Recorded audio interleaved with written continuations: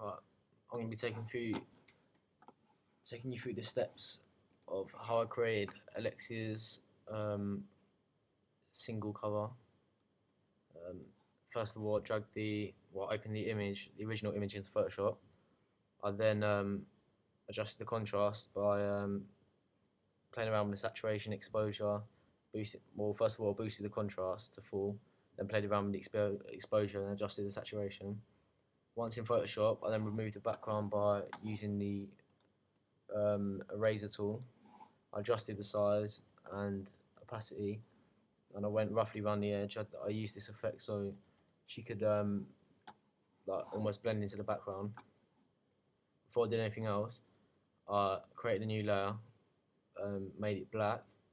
I then started using the brush tool. I then dotted various different sized brushes on different layers.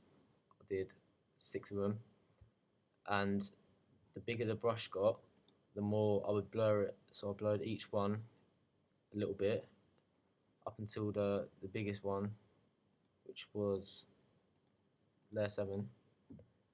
After I'd done that, I then added Gaussian blur to them all, just a little bit, just so it looks a bit more realistic, like she's actually outside. After that, I got rid of the black layer. You can see obviously the snow's over her face. I then inserted the background from the internet. I played around with the levels.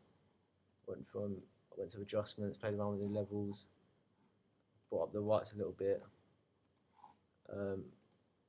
Played around with the contrast, exposure, curves, boosted the whites, just to make it look a bit more snowy, and tried matching the background with the exposure of her skin as well, so it looks a bit more realistic, like she was outside. I then added a simple font on the top, quite feminine, got an accent on it as well.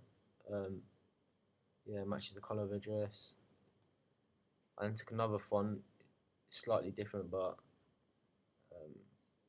looks fairly the same, so I could get away with using 3 fonts when I only normally used to. And then for a logo, I just kind of handwritten font that could go with any of her covers, any of her posters or anything.